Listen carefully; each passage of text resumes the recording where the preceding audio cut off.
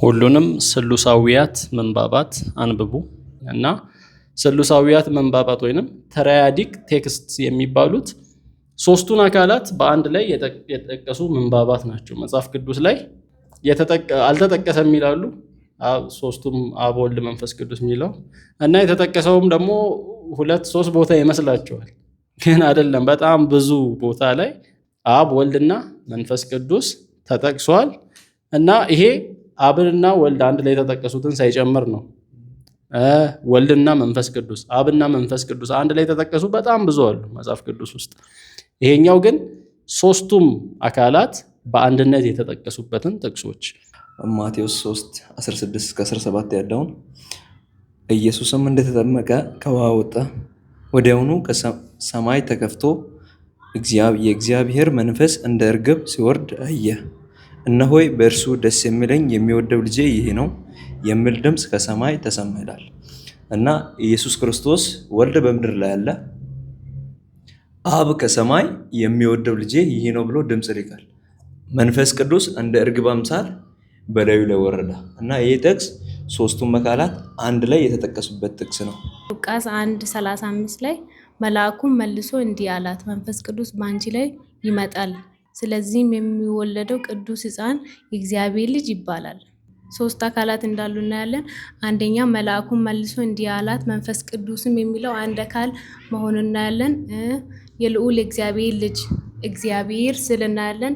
ደግሞ ቀጥሎ ደግሞ ልጅ እና ሶስት አካላት እንዳሉ እናያለን። ሮሜ 15:30 ላይ ወንድሞቼ ሆይ ስለ እኔ ወደ እግዚአብሔር በመጸለይ የተጋድሎዬ አጋር እንድትሆኑ በጌታችን በኢየሱስ ክርስቶስ እና በመንፈስ ቅዱስ ፍቅር እለምናቸዋለሁ ይላል። እዚህ ጋር ሶስቱም አካላት በግልጽ የተቀመጡበት ነው። ስለ እኔ ወደ እግዚአብሔር በመጸለይ ይላል። ስለ እግዚአብሔር እያለ ያለው እዚህ ጋር አብ እንደሆነ ማወቅ እንችላለን እና በጌታችን በኢየሱስ ክርስቶስ ይላል። በኢየሱስ ክርስቶስ እያለ ያለው ያው ኢየሱስ የሚል አለ። ሌላ ደግሞ በመንፈስ ፍቅር እለምናቸዋለሁ ይላል። ስለዚህ አብ ወልድና መንፈስ ቅዱስ የተጠቀሱበት ቦታ ነው ማለት ነው። ሮሜ 15:30 ላይ እንግዲህ እኛንም እናንተንም በክርስቶስ ጸንተን እንድንቆም የሚያደርገን እግዚአብሔር ነው ይላል። በክርስቶስ ጸንተን እንድንቆም የሚያደርገን እግዚአብሔር ነው። ክርስቶስ እና እግዚአብሔር የሚለውን ነጣጥሎ ነው እያረገ ያለው። በክርስቶስ ጸንተን እንድንቆም የሚያደርገን እግዚአብሔር ነው ይላል። ክርስቶስ እያለ ያለው ኢየሱስ ክርስቶስን ነው። እግዚአብሔር እያለ ያለው ደግሞ ስለ አብ ነው ማለት ነው እያወራ ያለው። የቀባንም እርሱ ነው። የእርሱ ለመሆናችን ማይተሙን ያተመብን ደግሞ ወደፊት ለምናገኘው ነገር የመንፈሱ ዋስትና በልባችን ያኖረ እርሱ ነው ይላል እና የመንፈሱን ዋስትና በልባችን ያኖረ እዚህ ጋር ነጣጥሎ ነው እያረገ ያለው። ያ ማለት ክርስቶስ የምላለ ጸንተን እንድንቆም የሚያደርገው እግዚአብሔር ነው። በክርስቶስ ጸንተን እንድንቆም የሚያደርገው እግዚአብሔር ነው ይላል። ደግሞ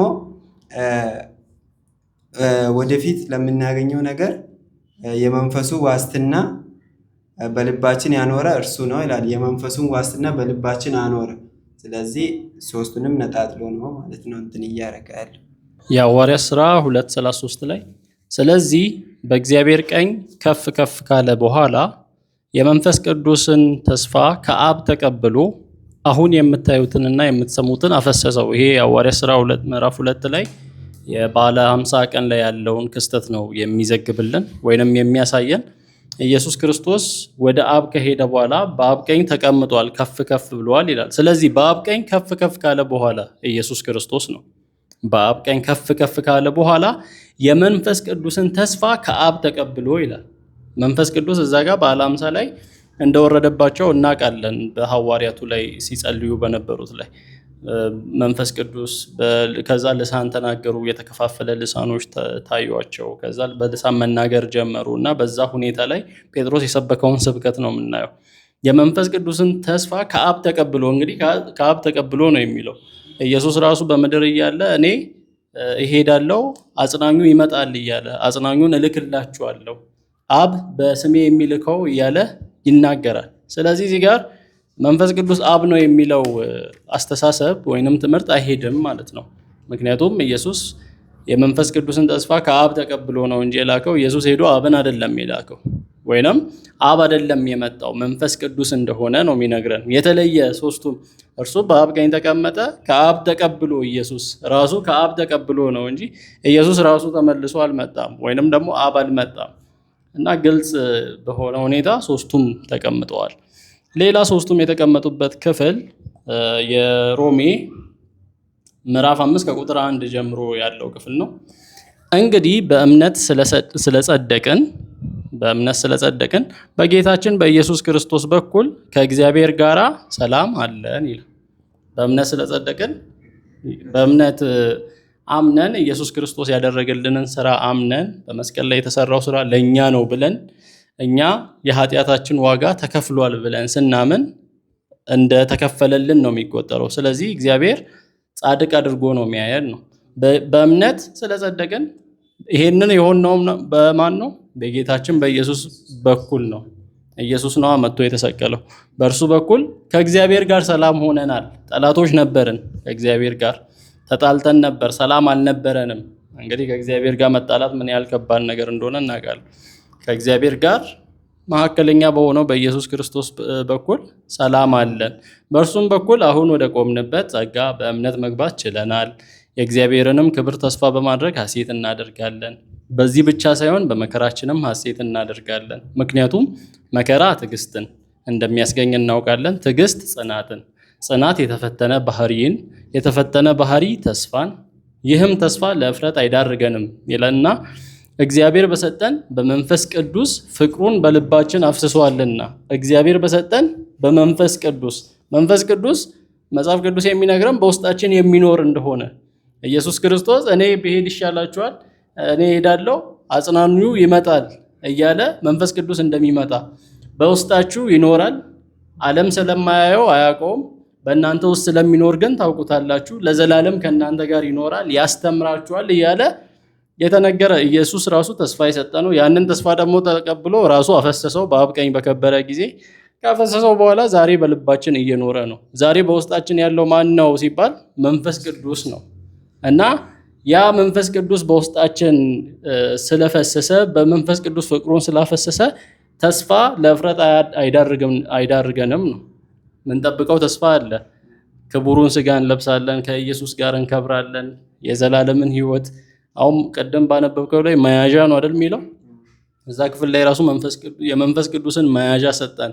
መያዣ ማለት ቀብድ፣ ሙሉውን ሄደን የምንወርሰው ነገር አለ። ቤት አዘጋጅላችሁ ዘንድ ይሄዳለሁ ብሎ ነው ኢየሱስ ሄደው እና ዛሬ እርግጠኛ አድርጎ እዚህ የሚያቆየን ነገር አለ ማለት ነው። መያዣ ነው እና ማረጋገጫ ነው። ኦኬ፣ ለምሳሌ የሆነ ልብስ ቤት ሄዳችሁ እንዲሰፋላችሁ ሙሉውን ብር አይደለም የምትሰጡት፣ ቀብድ ትሰጣላችሁ። ቀብድ ማለት ተመልሼ መጥቼ ሙሉውን ከፍዬ ወስዳለሁ እንደማለት ነው። ዛሬም በመንፈስ ቅዱስ በልባችን ስላለ የመንግስት ሰማያት ሕይወት ትንሹ ጭላንጭሎ አለ አይደል? ሙሉውን ደግሞ እዛ ስንደርስ እንቀበላለን። ማረጋገጫ ይዘናል ነው። ዛሬ የመንፈሱን መያዣ ሰጥቶናል። ስለዚህ የአካል ልዩነት አለ ነው። አንድ አካል ነው ብለን ጨፍልቀን እንድናምን አያደርጉንም እነዚህ ክፍሎች። ሮሜ 8:3-4 ላይ ሕግ ከስጋ ባህሪ የተነሳ ደክሞ ሊፈጽም ያልቻለውን እግዚአብሔር የገዛ ልጁን፣ እግዚአብሔር አብ ነው የገዛ ልጁን። እዚህ እንግዲህ እግዚአብሔር ሲል አብዛኛው ቦታ ላይ እግዚአብሔር ሲል አብን የሚያሳይ ነው። ጌታ ሲል ደግሞ ወልድን የሚያሳይ ነው። አዲስ ኪዳን ላይ በሚሆንበት ጊዜ እግዚአብሔርና ኢየሱስ አንድ ላይ ከተጠቀሱ እግዚአብሔር የሚለው ለአብ የሚውል ነው፣ ጌታ የሚለው ለኢየሱስ የሚውል ነው። ያ ማለት ግን ኢየሱስ እግዚአብሔር አይደለም ማለት አይደለም። እሱም እግዚአብሔር የተባለበት አለ፣ መንፈስ ቅዱስም እግዚአብሔር የተባለበት። ገና አብዛኛው ቦታ እንደዛ ስለሚሆን ይሄ እግዚአብሔር የገዛ ልጁን በኃጢአተኛ ሰው አምሳል የኃጢአት መስዋዕት እንዲሆን በመላክ ፈጸመው ሲል ይህንን በዮሐንስ 3:16 ላይ እናገኛለን። በእርሱ የሚያምን ሁሉ የዘላለም ሕይወት እንዲኖረው እንጂ እንዳይጠፋ እግዚአብሔር አንድያ ልጁን። ስለዚህ አንድያ ልጁን ሲል አባት ነው እግዚአብሔር ያለው አብን ነው። አብ አንድያ ልጁን ወልድን ወይንም ኢየሱስን እስኪሰጥ ድረስ ዓለምን እንዲሁ ወዷል። ከስጋ ባህሪ የተነሳ ሕግ ማድረግ አልቻለም፣ እኛም ማጽደቅ አልቻለም፣ እኛም ወደ እግዚአብሔር ሊያቀርበን አልቻለም። ጭራሽ እየራቅን ሄድን በህጉ። ስለዚህ አንድ ያ ልጁን የገዛ ልጁን በኃጢአተኛ ሰው አምሳል የኃጢአት መስዋዕት እንዲሆን በመላክ ፈጸመው ይላል። በዚህም ኃጢአትን በስጋው ኮነነ ኢየሱስ። ይኸውም በስጋ ሳይሆን በመንፈስ በምንመላለስ በእኛ ህጉ የሚጠይቀው ጽድቅ ሙሉ በሙሉ እንዲፈጸም ነው። በስጋ ሳይሆን በመንፈስ ቅዱስ ኃይል ለምንመላለስ። እዚህ ጋር በመንፈስ የሚለው ሁለት አይነት አመለካከት አለ። የራሳችን ሪጀነሬት የሆነው መንፈስ ወይንም ደግሞ መንፈስ ቅዱስ የሚለው እና በአብዛኛው በመንፈስ ቅዱስ ኃይል በምንመላለስ በእኛ የሚል ነው። ሶስቱ አካላት አንድ ላይ የተጠቀሱበት ቦታ ነው። ኤፌሶን 2:18 ላይ ሁላችንም በእርሱ አማካይነት በአንዱ መንፈስ ወደ አብ መቅረብ እንችላለን ይላል እና እዚህ ጋር ሁላችንም በእርሱ አማካይነት የሚለው አማካይነት የሚሆነው ደግሞ ኢየሱስ ክርስቶስ እንደሆነ እናያለን። በእርሱ አማካይነት ኢየሱስ የከፈለው ዋጋ በእርሱ አማካይነት ነው ወደ አብ የምንገባው እና እዚህ ጋር አብ አለ በአንዱ መንፈስ ይላል። አማካይነት የተባለው ደግሞ ለክርስቶስ ነው። ኢየሱስ የከፈለው ዋጋ በዛ ዋጋ ነው መንግስተ ሰማያት የምንገባው እና መንፈስ ቅዱስ አለ እዚህ ጋር ወደ አብ መቅረብ እንችላለን ይላል። በእርሱ አማካይነት የሚለው ለኢየሱስ፣ መንፈስ ቅዱስ ደግሞ አንድ አካል እንደሆነ እናያለን። ወደ አብ መቅረብ እንችላለን ስል አብ የተለያየ አካል እንዳሉ እንረዳለን። 3 አካላት እንደተጠቀሱ እናያለን። ሮሜ 8:9 ላይ እናንተ ግን የእግዚአብሔር መንፈስ በውስጣችሁ የሚኖር ከሆነ፣ ያው መጽሐፍ ቅዱስ ሙሉ አንድ ወጥ የሆነ ስለሆነ ስህተት የሌለበት ስለሆነ ተመሳሳይ ሐሳብ ነው የሚነግረን እና በውስጣችን የሚኖረው መንፈስ ቅዱስ ነው ብለናል ቀደም። የእግዚአብሔር መንፈስ በውስጣችሁ የሚኖር ከሆነ በስጋ ሳይሆን በመንፈስ ናችሁ። ማንም የክርስቶስ መንፈስ ከሌለው እርሱ የክርስቶስ አይደለም ይላል። ይሄ የእግዚአብሔር መንፈስ የክርስቶስ መንፈስ እያለ መንፈስ ቅዱስን ኢንተርቼንጀብሊ ይጠቀማል። የመንፈስ ቅዱስን ስም እግዚአብሔር አለ፣ ክርስቶስ ደግሞ አለ። እግዚአብሔር አብን የሚያሳይ ነው፣ ክርስቶስ ደግሞ ኢየሱስን የሚያሳይ ነው። ማንም የክርስቶስ መንፈስ ከሌለው የማን አይደለም? የክርስቶስ አይደለም። በውስጣችን ያ መንፈስ ቅዱስ ከሌለ የክርስቶስ አይደለንም ማለት ነው። 8:15 ላይ ይዛው ሮሜ እንደገና የፍርሃት ባሪያ የሚያደርጋችሁን መንፈስ ሳይሆን አባ አባት ብለን የምንጠራበትን የልጅነት መንፈስ ተቀብላችኋልን። አባ አባት የምንለው አብን ነው፣ እግዚአብሔር አብን ነው። አባ አባት ብለን የምንጠራበትን ምንድነው የተቀበልነው? የልጅነት መንፈስ፣ የባርነት ሳይሆን የልጅነት መንፈስ ነው። የእግዚአብሔር ልጆች መሆናችንን ያ መንፈስ ያ የተቀበልነው የልጅነት መንፈስ ከምናችን ጋር ከመንፈሳችን ጋር ሆኖ ይመሰክርልናል። ምን መሆናችንን? የእግዚአብሔር ልጆች መሆናችንን። እግዚአብሔር አባ አባት ብለን የምንጠራበትን አብ አለ። የእግዚአብሔር ልጆች መሆናችንን ደግሞ ያ መንፈስ ቅዱስ ራሱ ከመንፈሳችን ጋር በመሆን ይመሰክራል። መንፈሳችን ማለት እኛ የሰው መንፈስ የራሳችን መንፈስ እና 2 ማረጋገጫዎች አሉ ነው ወይንም 2 ምስክሮች አሉ። የእግዚአብሔር ልጆች መሆናችን ዝም ብለን የስሜት ጉዳይ አይደለም። እኔ እግዚአብሔር ልጅ ነኝ ስንል ዝም ብለን ተነሳስተን በስሜት የምናወራው ነገር አይደለም። ትክክለኛ እርግጠኛ የሆነ አንደኛ መንፈስ ቅዱስ የሚመሰክር፣ ሁለተኛ ከሞት እንደነቃን የሚያሳይ መንፈሳችን እንደነቃ ከሞት እንደነቃ ይነግረናል። ያ የራሳችን መንፈስም ከኛ መንፈስ ጋር ሆኖ ይመሰክራል። ልጆች ከሆንን ወራሾች ደግሞ ነን፣ የክብሩ ተካፋዮች እንሆን ዘንድ በእርግጥ የመከራው ተካፋዮች ብንሆን የእግዚአብሔር ወራሾች ከክርስቶስ ጋር አብረን ወራሾች ነን ይላል። ከክርስቶስ ጋር አብረን ወራሾች እንደምንወርስ ደግሞ ይነግረናል። ስለዚህ እዚህ ክርስቶስ ሲል ኢየሱስ ክርስቶስን የሚያሳይ ነው። 3ቱም በአንድነት የተጠቀሱበት ነው። ሮሜ 8:26 እዛው እንዲሁ ደግሞ መንፈስ በድካማችን ያግዘናል።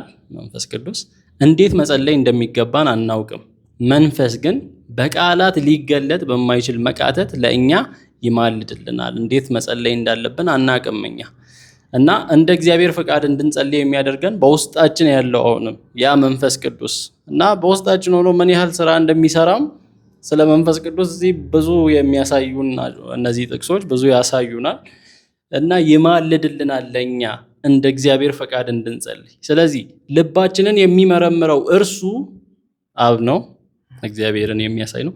ልባችንን የሚመረምረው እርሱ የመንፈስን ሐሳብ ያውቃል። በውስጣችን መንፈስ ቅዱስ አለ። የእሱ ሐሳብ የዛን የመንፈስ ቅዱስን ሐሳብ ያውቃል። ምክንያቱም መንፈስ እንደ እግዚአብሔር ፈቃድ ለቅዱሳን ይማልዳልና። አያችሁ፣ መንፈስ እንደ እግዚአብሔር ፈቃድ ነው። እኛ በራሳችን የምንጸልይ ከሆነ ትክክል ያልሆነ ጸሎት ልንጸልይ እንችላለን። ምን እንደምንጸልይም አናቅም ሲጀመር።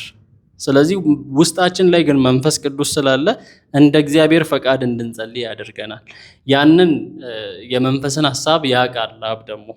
ስለዚህ መንፈስ ቅዱስ አለ፣ አብ አለ። ከዛ እግዚአብሔር ለሚወዱትና እንደ ሐሳቡ ለተጠሩት ነገር ሁሉ ተያይዞ ለበጎ እንዲሰራ እንደሚያደርግላቸው እናውቃለን ይልና እግዚአብሔር አስቀድሞ ያወቃቸውን የልጁን መልክ እንዲመስሉ ልጁ አለ ኢየሱስ ክርስቶስ አስቀድሞ ወሰናቸው። ይኸውም ከብዙ ወንድሞች መካከል እርሱ በኩር እንዲሆን ነው።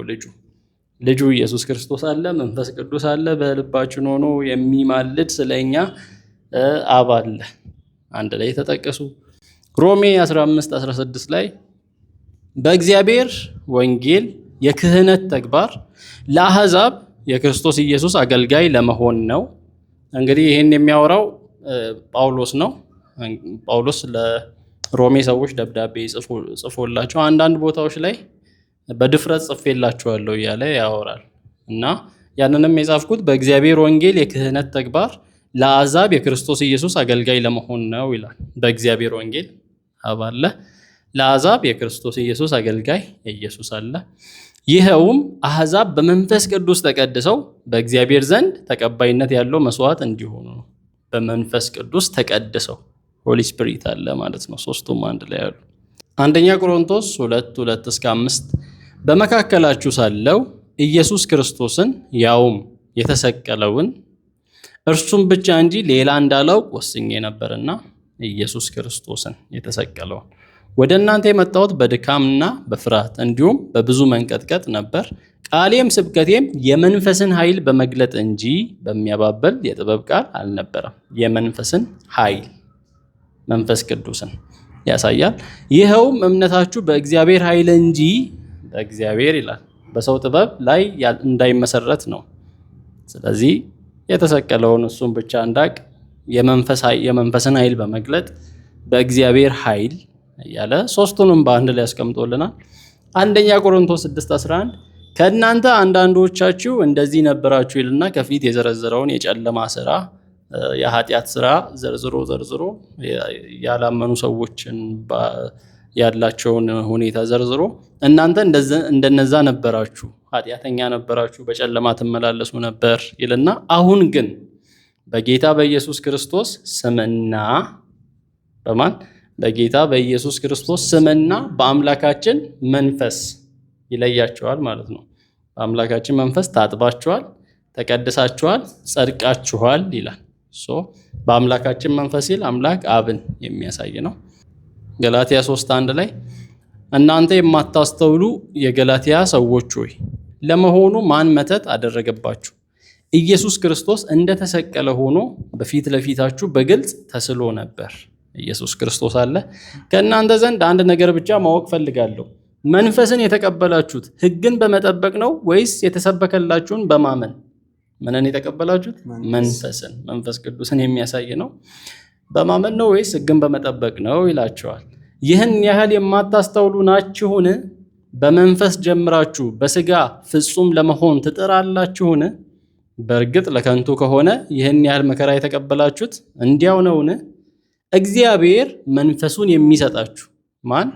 እግዚአብሔር መንፈሱን የሚሰጣችሁ። መንፈስ ቅዱስ እግዚአብሔር የሰጠን እንጂ ወይንም አብ የሰጠን እንጂ አብ አይደለም።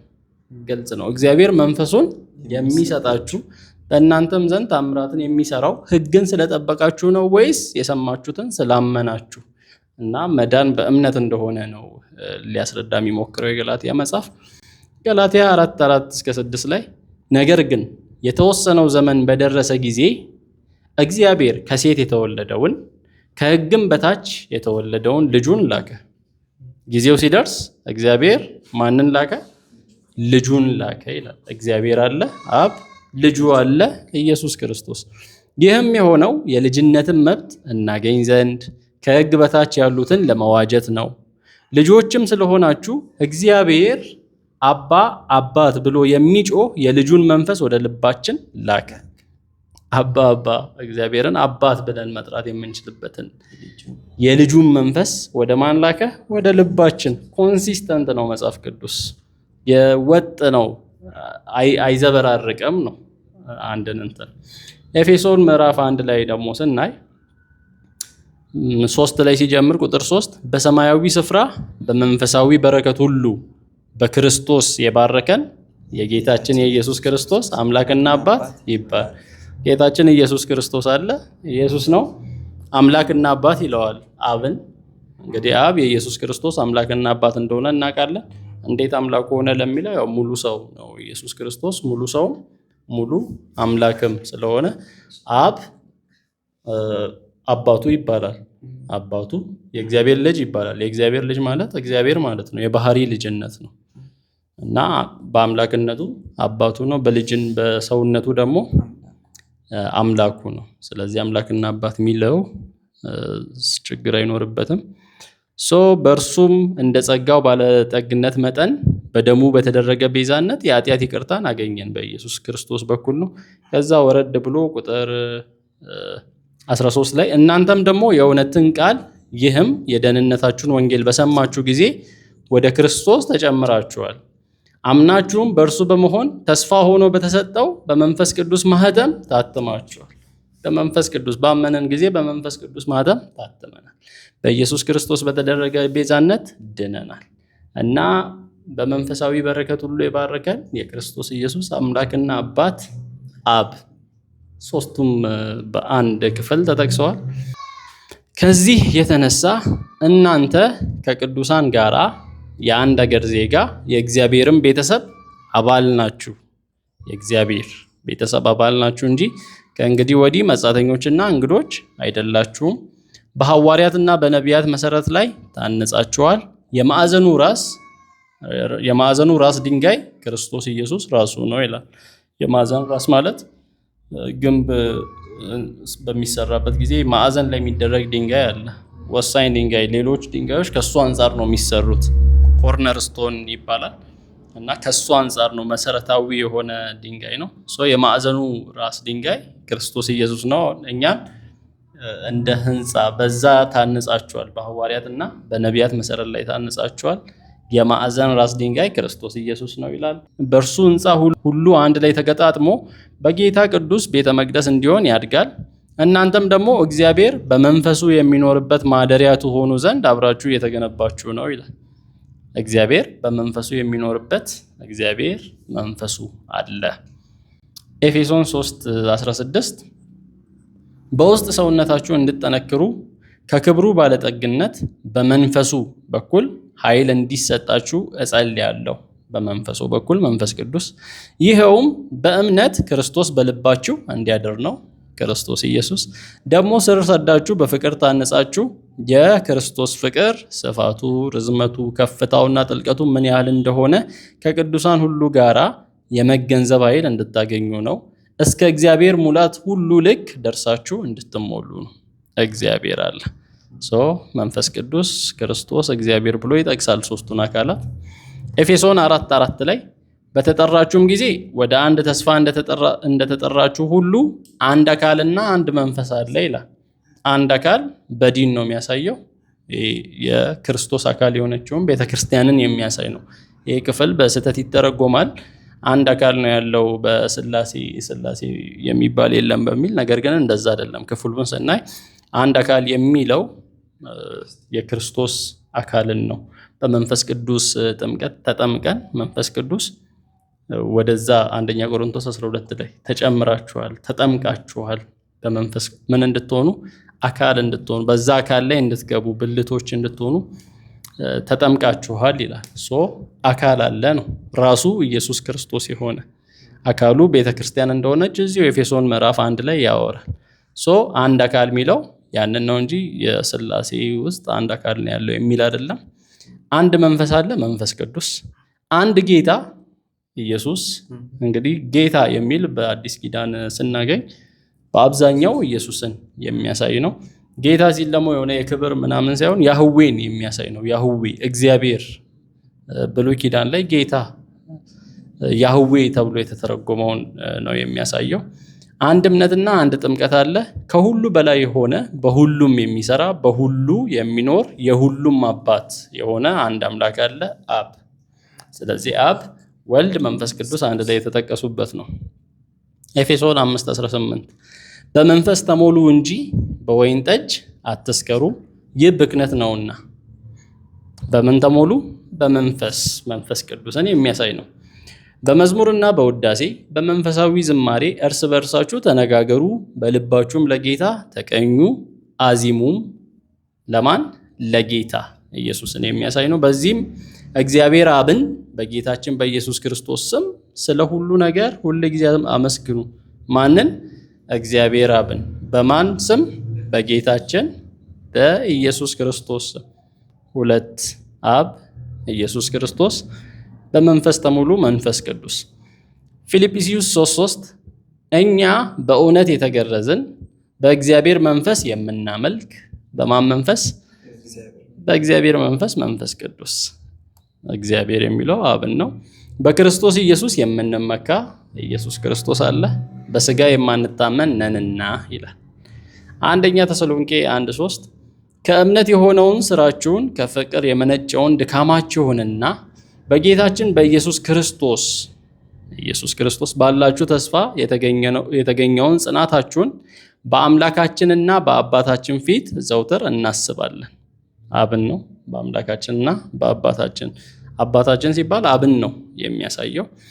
በእግዚአብሔር የተወደዳችሁ ወንድሞች ሆይ እርሱ እንደመረጣችሁ እናውቃለን። ምክንያቱም ወንጌላችን ወደ እናንተ የመጣው በኃይልና በመንፈስ ቅዱስ በብዙም መረዳት እንጂ በቃል ብቻ አይደለም። ቀደም ለቆሮንቶስ ሰዎችም ያለው ነው።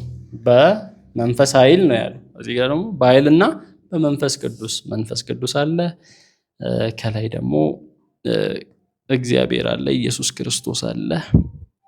ሁለተኛ ተሰሎንቄ 2:13 ላይ በጌታ የተወደዳችሁ ወንድሞች ሆይ። በማን የተወደዳችሁ? ኢየሱስን የሚያሳይ ነው። እኛ ግን ስለ እናንተ እግዚአብሔርን ሁል ጊዜ ልናመሰግን ይገባናል። እግዚአብሔርን ሲል አብን የሚያሳይ ነው። ምክንያቱም እግዚአብሔር እናንተን ከመጀመሪያ አንስቶ በመንፈስ ተቀድሳችሁና በእውነት አምናችሁ እንድትድኑ መርጧችኋል። ማን? እግዚአብሔር። በምን ተቀድሳችሁ? በመንፈስ። መንፈስ ቅዱስን የሚያሳይ ነው። ቲቶ 3:5 ስላደረግነው የጽድቅ ሥራ ሳይሆን ከምሕረቱ የተነሳ አዳነን። ያዳነንም ዳግም ልደት በሆነው መታጠብና በመንፈስ ቅዱስ መታደስ። መንፈስ ቅዱስ አለ። ይህንም መንፈስ እግዚአብሔር በአዳኛችን በኢየሱስ ክርስቶስ በኩል በእኛ ላይ አትረፍርፎ አፈሰሰው። በግልጽ ሶስቱን አካላት ለይቶ የተለያዩም እንደሆነ ያቀርብልናል። በመንፈስ ቅዱስ በመታደስ ነው የዳነው። ይህንም መንፈስ እግዚአብሔር በማን በኩል? በኢየሱስ ክርስቶስ በኩል በአዳኛችን በኢየሱስ ክርስቶስ በኩል አትረፍርፎ አፈሰሰው። ምንድነው? ቅድም ሐዋርያት ሥራ ላይ በአብ ቀኝ ተቀምጦ ከእግዚአብሔር ተቀብሎ መንፈስ ቅዱስን አፈሰሰው ይላል። ይሄ የምታዩትን። እዚህ ጋር ደግሞ ቲቶ ላይ ጳውሎስ ደግሞ ያንን መንፈስ ቅዱስ እግዚአብሔር በኢየሱስ ክርስቶስ በኩል ለኛ አትረፍርፎ እንዳፈሰሰው ያስረዳናል። በጣም ግልጽ ነው። አንዱ ደግሞ ሌላውን አካል አይደለም ነው። እዚህ ጋር እግዚአብሔር በኢየሱስ ክርስቶስ በኩል ማንን? መንፈስ ቅዱስን አፈሰሰ እንጂ አብ መንፈስ ቅዱስ ሆኖ አልመጣም። ወይንም መንፈስ ቅዱስ አብ አይደለም፣ መንፈስ ቅዱስ ኢየሱስ አይደለም። በኢየሱስ ክርስቶስ በኩል የፈሰሰልን በውስጣችን የሚኖር እርሱ ራሱ አምላክ የሆነ አካል ነው። ዕብራውያን 9:14 ዘላለም መንፈስ አማካኝነት ራሱን ነውር አልባ መስዋዕት አድርጎ ለእግዚአብሔር ያቀረበው የክርስቶስ ደም። እንግዲህ ኢየሱስ ራሱን በዘላለም መንፈስ በመንፈስ ቅዱስ ነው ለአብ ያቀረበው እና ራሱን ነውር አልባ ስተት አልባ ቆሻሻ የሌለው ንጹህ መስዋዕት ሆኖ ያቀረበው የክርስቶስ ደም ሕያው እግዚአብሔርን እንድናመልክ ሕሊናችንን ከሙት ስራ እንዴት ይበልጥ ያነጻ ይሆን እያለ ይናገራል። ሕያው እግዚአብሔርን እንድናመልክ፣ አብን እንድናመልክ። ዕብራውያን 10:29 ላይ ታዲያ የእግዚአብሔርን ልጅ የረገጠ ማንን? የእግዚአብሔር ልጅ ኢየሱስ ክርስቶስ ነው። የተቀደሰበትንም የኪዳኑን ደም እንደ ተራ ነገር የቆጠረ የጸጋንም መንፈስ ያክፋፋ መንፈስ አለ። እንደምን ያለ የባሰ ቅጣት ይገባው ይመስላችኋል? በቀሊሊ ነው እኔ ብድራትን እመልሳለሁ ያለውን እናውቀዋለንና። ማን ነው እንደዛ ያለው? እግዚአብሔር። ደግሞም ጌታ በሕዝቡ ላይ ይፈርዳል ይላል። በሕያው እግዚአብሔር እጅ መውደቅ እጅግ የሚያስፈራ ነው። በሕያው እግዚአብሔር እጅ እንግዲህ እግዚአብሔር ይቀጣል ነው። የኢየሱስ ክርስቶስን የመንፈስ ቅዱስን ምስክርነት ካልተቀበልክ መንፈስ ቅዱስ ነው የሚመሰክርልን ሰው እንዲመለስ እንዲድን ኢየሱስን እንዲያምን ነው የሚያደርገው። የመንፈስ ቅዱስ ዋና ዓላማ ኢየሱስን ማክበር ነው እና እንዲድን ያንን የጸጋውን መንፈስ ያክፋፋ ያንን የማይቀበል የተቀደሰበትን የኪዳኑን ደም እንደ ተራ ነገር የቆጠረ የእግዚአብሔርን ልጅ የረገጠ ያንን የማይቀበል ያንን መዳን በእምነት እንደሆነ በጸጋው የተሰራ እንደሆነ የማይቀበል ያንን የማያምን ሰው ዞሮ ዞሮ የእግዚአብሔር ቁጣ ይነድበታል ነው የሚለው ዮሐንስ መልእክት ላይ። አሁን ቁጣ ውስጥ ራሱ እንዳለ ነው። ስለዚህ ያ ሰው በእግዚአብሔር እጅ ወድቋል፣ እግዚአብሔር ደግሞ ይበቀለዋል፣ በቀል የኔ ነው ይላል። ምክንያቱም አንድያ ልጁን ነው፣ ተራ ነገር አይደለም እዚህ ጋር የሰጠው። አንድያ ልጁ ኢየሱስ ክርስቶስን ነው። ከዛ የበለጠ ነገር እኮ እግዚአብሔር ሊሰጠን አይችልማ። የመጨረሻው ውዱ ስጦታ እኮ ያለውን ነው እግዚአብሔር የሰጠው። ያለውን እግዚአብሔር ሰጥቶ እመንና ዳንበት ሲል አይ ካልከው እግዚአብሔር እንግዲህ ምን ያህል እንደሚጣላ አስብ። እና በቃ በእግዚአብሔር ያስፈራል። የሚጠብቀው ቅጣት ላላመኑ ሰዎች ያለው ቅጣት በጣም ያስፈራል፣ በጣም የሚያስፈራ ነው። በዚህ አጋጣሚ እንድታመልጡ በኢየሱስ ክርስቶስ ያላመናችሁ እንጠራችኋለን። አንደኛ ጴጥሮስ 1:2 እግዚአብሔር አብ አስቀድሞ ካወቃቸው ማን? እግዚአብሔር አብ። እንግዲህ አንዳንድ ቦታ አብ ብሎ እግዚአብሔር ማንን እየጠራ እንደሆነ ይነግረናል። እንዲህ አይነት ክፍል ላይ እግዚአብሔር ብቻ ካለ ደግሞ አብ እንደሆነ እናውቃለን። እግዚአብሔር አብ አስቀድሞ ካወቃቸው ኢየሱስ ክርስቶስን ለመታዘዝ በደሙ ለተረጩትና በመንፈስ አማካኝነት ለተቀደሱት ጸጋና ሰላም ይብዛላችሁ። ግልጽ ነው። በቃ እግዚአብሔር አብ አስቀድሞ አወቀ፣ ደጋግሞ እየነገረን ነው። ሌላም ክፍል ላይ አስቀድሞ የወሰናቸውን አስቀድሞ ያወቃችሁን ከዛ በመንፈስ ቀደሳችሁ። አዲስ አይደለም። በነገራችን ላይ ሙሉ መጽሐፍ ቅዱስ በጣም ደስ ነው የሚለኝ። የሚገርመኝም እንትን አይልም፣ ሐሳቡ አይጋጭም አንዱ ከሌላው ጋር በቃ ስለ መንፈስ ቅዱስ ስለ አብ ስለ ወልድ ያለው ኮንሲስተንት ነው ሐሳቡ እና ኢየሱስ ክርስቶስን ለመታዘዝ በደሙ ለተረጩት በደሙ ኢየሱስ ክርስቶስ እንዳዳነን ግልጽ ነው። በመንፈስ አማካኝነት ለተቀደሱት ጸጋና ሰላም ይብዛላችሁ ይላል። አንደኛ ጴጥሮስ 4:14 ስለ ክርስቶስ ስም ብትሰደቡ የክብር ስለ ክርስቶስ ስም ብትሰደቡ ኢየሱስ ክርስቶስን ነው የክብር መንፈስ የሆነው የእግዚአብሔር መንፈስ ቅዱስ የእግዚአብሔር መንፈስ ይለዋል። እግዚአብሔር የሚለው አብን ያሳያል። በእናንተ ላይ ስለሚያርፍ ብፁዓን ናችሁ ይላል። አንደኛ ዮሐንስ 4:2 የእግዚአብሔርን መንፈስ በዚህ ታውቃላችሁ። ማንን? የእግዚአብሔርን መንፈስ ቅዱስ ነው። ኢየሱስ ክርስቶስ በስጋ እንደመጣ የሚቀበል መንፈስ ሁሉ ከእግዚአብሔር ነው። ኢየሱስ ክርስቶስ ምን እንደሆነ በስጋ እንደመጣ እዚህ ጋር ግርም ያለኝ እንደመጣ የሚለው ቃል የሚያሳየው ነበር ነው። መጀመሪያ በስጋ ከመምጣቱ በፊት ነበር። መጣ ማለት የሆነ ነገር ከነበረበት ነው የመጣው። ስለዚህ በስጋ መጣ የሚለው ማንን ነው? ኢየሱስ ክርስቶስን ነው እንጂ አብ አይደለም። አብ በስጋ መጣ የሚል አስተምሯል። አብ በስጋ ተገለጠ የሚል የስህተት አስተምሯል። አይደለም። በስጋ መጣ የሚለው ኢየሱስ ክርስቶስ። ከየት ነው የመጣው ስትል ዮሐንስ 1:1 ላይ ቃልም ስጋ ነበር ማለት ቃልም በእግዚአብሔር ዘንድ ነበር ይላል። ቃል ስጋ ሆነ ይላል። ስጋ የሆነው ቃል ነው እንጂ አብ አይደለም። አብ በስጋ መጣ የሚል የለም መጽሐፍ ቅዱስ ላይ። አብ በስጋ ተገለጠ የሚል የለም። ኢየሱስ ክርስቶስ በስጋ እንደመጣ የሚቀበል መንፈስ ሁሉ ከማን ነው? ከእግዚአብሔር ነው። ይሄ ካልሆነ ምን አይደለም ማለት ነው? ከእግዚአብሔር አይደለም። ኢየሱስ ክርስቶስ በስጋ እንደመጣ ካላመን ከእግዚአብሔር አይደለም። አብ በስጋ መጣ ብለህ ከእግዚአብሔር ልትሆን አትችልም። የስህተት አስተምሮ ውስጥ ነው የምትገባው። መጽሐፍ ቅዱስን አትቀበልም። የእግዚአብሔር መንፈስ የለበትም ነው ያ ሰው። አብ በስጋ መጣ የሚል ሰው የእግዚአብሔር መንፈስ የለበትም። ምክንያቱም የእግዚአብሔር መንፈስ በምን ታውቃላችሁ? በዚህ ታውቃላችሁ። ምን የሚል ኢየሱስ ክርስቶስ በስጋ እንደመጣ። ሌላው ደግሞ ይሄ በስጋ እንደመጣ ሲል በወቅቱ ኢየሱስ ክርስቶስ ሰው መሳይ ነው እንጂ ሰው አይደለም የሚል አይነት አስተምሮ ነበር። ዶሴሲስቶች ይመስለኛል። እና ሰው መሳይ ነው እንጂ ሰው ሪል ሰው አይደለም የሚል ነው። እና አሁንም ኦንሊ ጂሰሶች ጋር እንደዚህ አይነት አስተምሮ አለ። የለበሰው ስጋ የኛን አይነት አይደለም። የለበሰው ስጋ ክቡሩን ስጋ ነው፣ ከኛ ይለያል። ቃል ስጋ ሆነ ነው የተባለው። ስለዚህ ምንጩ እንደኛ እንደ ሰው አይደለም፣ ከአዳም አይደለም፣ የሰው ዘር የለበትም የሚል አስተምሮ አደገኛ አስተምሮ ነው። በነገራችን ላይ ሰማያዊ ስጋ በሚለው አስተምሮ ውስጥ ያለው በስጋ እንደመጣ ሰው እንደሆነ አያምንም ነው። ስለዚህ በእነሱ አስተሳሰብ ምንድነው የሆነ በቃ ሰው አይደለም፣ ሰው መሳይ ነው። እንደኛ ሰው አይደለም፣ እንደኛ ስጋና ደም አልተካፈለም፣ አልተጋራም። ነገር ግን መጽሐፍ ቅዱስ ዕብራውያን 2:14 ላይ እኛን ለማዳን እንደኛ ስጋና ደም ልጆቹ ስጋና ደም ስለተካፈሉ ልጆቹ ስጋና ደምን ስለሚካፈሉ እርሱም እነሱን ከሞት ለማዳን ምን ሆነ ነው እንደነርሱ ስጋና ደምን ተካፈለ የሚለውን ቃል የካደ ትምህርት ነው። አደገኛ ትምህርት ነው። ለዛ ነው እንደዚህ የምንሰራበት። ሁል ጊዜ እንትን ስንል እንትን ትክክል ስለሆነ አይደለም፣ ስህተት ነው። አስፈሪ ትምህርት ነው። ኢየሱስ ክርስቶስ በስጋ እንደመጣ የማይቀበል ነው። ኢየሱስ ክርስቶስ ሰው እንደሆነ የማይቀበል ነው። ፌክ ነው፣ መሳይ ነው፣ አስመስሎ ነው።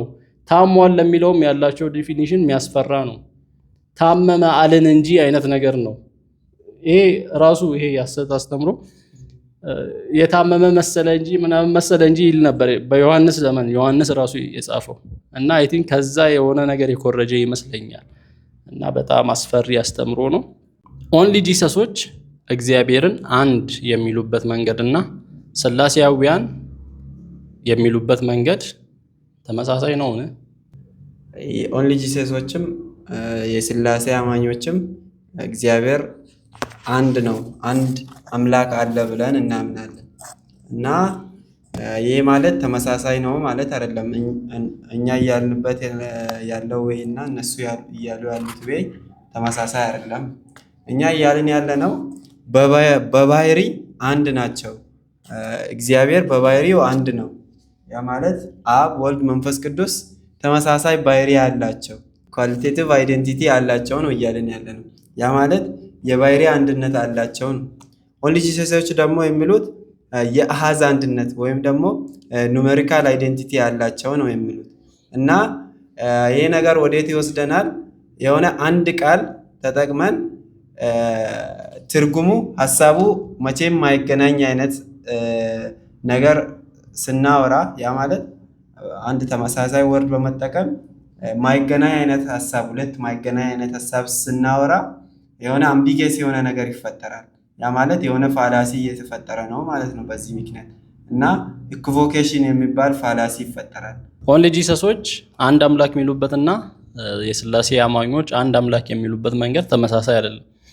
ተመሳሳይ ቃሉ ተመሳሳይ ሆኖ ነገር ግን ሀሳቡ የሚገልጹበት ሀሳብ ተመሳሳይ አይደለም። ኦንሊ ጂሰሶች አንድ አምላክ ሲሉ አንድ አካል አንድ ብቻ አካል ነው ያለው ብለው ነው የሚያስተምሩት። ስላሴያውያን አንድ አምላክ በሚሉበት ጊዜ ግን አንዱ አምላክ ባህሪውን የሚያሳይ ነው። አንድ የአምላክ ባህሪ አለ። አንዱ አምላክ ራሱን በሶስት አካላት ገለጠ፣ አብ፣ ወልድ፣ መንፈስ ቅዱስ በሚለው ነው። እና ብዙ ጊዜ ስንወያይም አድካሚ የሆነ ውይይት ነው የምናደርገው መጀመሪያ በቃሉ ላይ ካልተስማማ። እና መቼም ቢሆን ስንወያይ ማድረግ ያለብን መጀመሪያ በመሰረታዊ ቃሉ ላይ እንስማማለን ወይ ነው። ካልሆነ ማንደርስበትን ነው እየሄድን ያለን። ይሄ መጽሐፍም ሲጀምር አካባቢ የነገረን ያንን ነው። መስማማት አለብህ ወይንም ዘሴም ግራውንድ መኖር አለበት። ሁለቱም የሚያወሩ የሚወያዩ ዲቤት የሚያደርጉ ወገኖች ዘሴም ግራውንድ መኖር አለበት። እና ግን አንድ አምላክ የሚለው አስተሳሰብ ዘሴም አይደለም። እነሱ አንድ አምላክ ሲሉ ያለው እና ስላሴያውያን አንድ አምላክ ሲሉ ያለው የትርጉም አስተሳሰብ ተመሳሳይ አይደለም። ድርጅቱ አንድ አካል ሲል በነገራችን ላይ የአንድ አካል አስተምሮ ራሱ አይቀበለውም። እሱ ራሱ የሚለውን ራሱ አይቀበለውም። ምክንያቱም ከአንድ የኦንሊ ጂሰስ ሰው ጋር ብታወራ በአንድ አካል እንደማያምን በቀላሉ ቼክ ማድረግ ይቻላል፣ ማረጋገጥ ይቻላል። ድርጅቱ የሚያስተምረው አንድ አምላክ ብቻ አለ ብሎ ነው። የሚጠቅሳቸው ጥቅሶች አሉ፣ ተዘርዝረዋል መጽሐፉ ላይም። ኢየሱስ አምላክ ነው ይላል። ሌላኛው ኢየሱስ አብ ነው ይላል። ከዛ አብ መንፈስ ቅዱስ ነው ይላል። ከዛ ስለዚህ አብ ወልድ መንፈስ ቅዱስ አሃዛዊ አንድነት አላቸው ወይንም በአሃዝ አንድ ናቸው። አሃዛዊ ማለት አንድ የማይነጣጠሉ እንደማለት ነው። አንድ በቁጥር አንድ ናቸው ነው የሚለው የድርጅቱ አስተምሮ እንደዛ ነው። ስለዚህ አብ ወልድ መንፈስ ቅዱስ አንድ ነው ካለ በኋላ ግን በኋላ ላይ ደግሞ መልሶ ራሱ ያጥፈዋል ነው። አሁን እንደተባለው ወልድ የአብ ስጋ ነው ይላል። አብና ወልድ አንድ ነው ካለ በኋላ መልሶ ደግሞ አንድ አይደለም ይላል። አብ ወልድ አይደለም የሚል ትምህርትም አላቸው።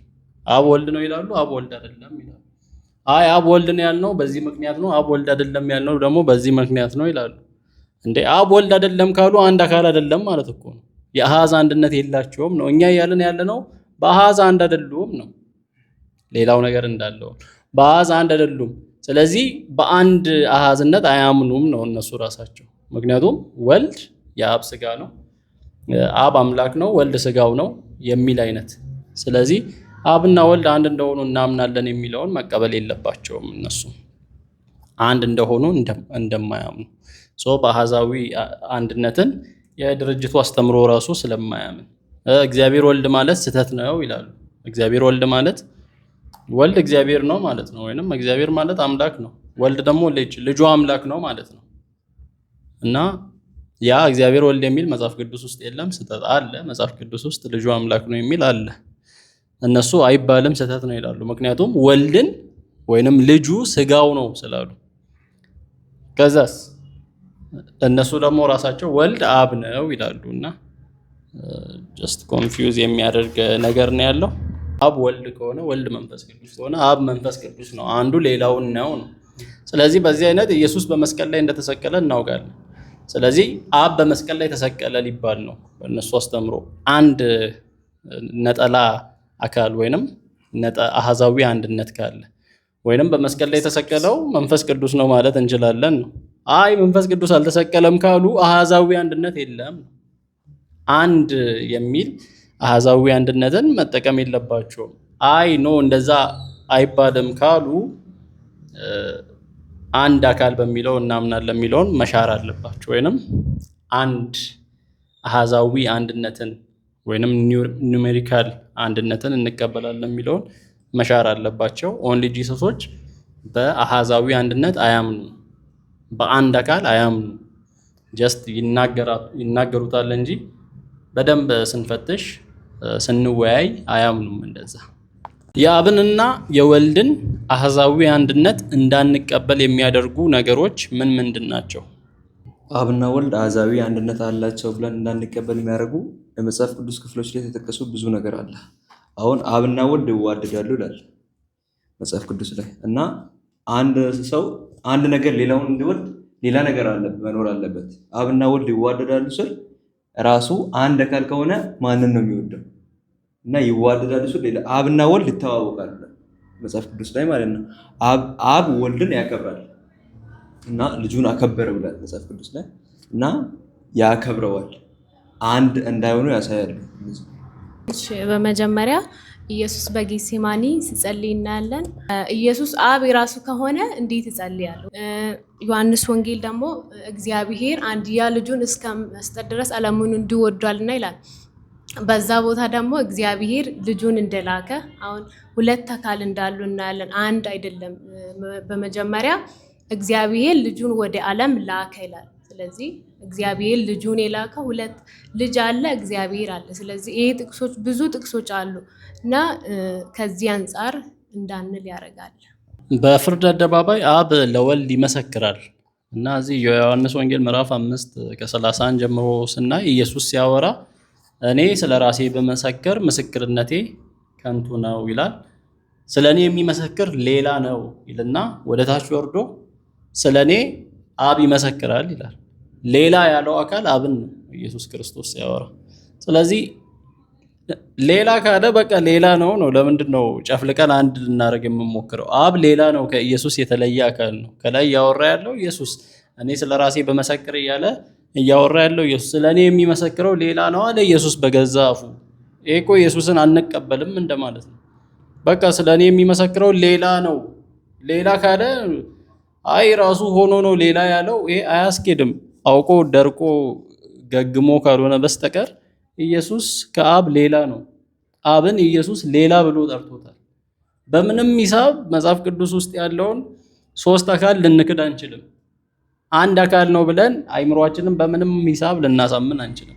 ምክንያቱም ከአንዱ ክፍል ስታመንት ሌላው ክፍል ይይዝሃል ነው። በእንደዚህ ሁኔታም መንፈስ ቅዱስን ራሱ ኢየሱስ ሲናገር ሌላ አጽናኝ ብሎ ሲናገር ነበር።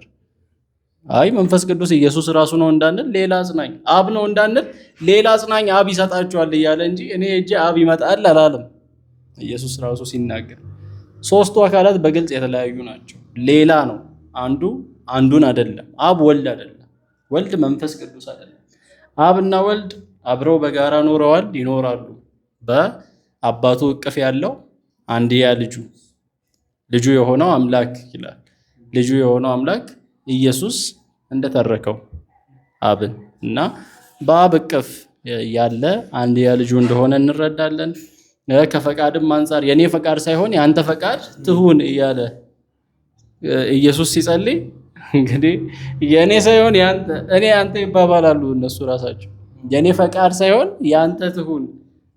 እኔ ምንም እኮ ልታደርገው አችልም። በቃ ሁለት አካል አለ ብለህ እስካላመንክ ኢየሱስ አብ አይደለም ብለህ እስካላመንክ ድረስ አንተ እኔ እየተባባሉ ይነጋገራሉ አብና ወልድ። ኢየሱስ ስለ አብ ሲያወራ እርሱ እያለ ነው የሚያወራው። አብ ስለ ኢየሱስ ሲያወራ እርሱ በእርሱ ደስ የሚለኝ የምወደው። አንተ ራስህን እርሱ ትላለህ እንዴ? ማይሆን ነገር እኮ ነው።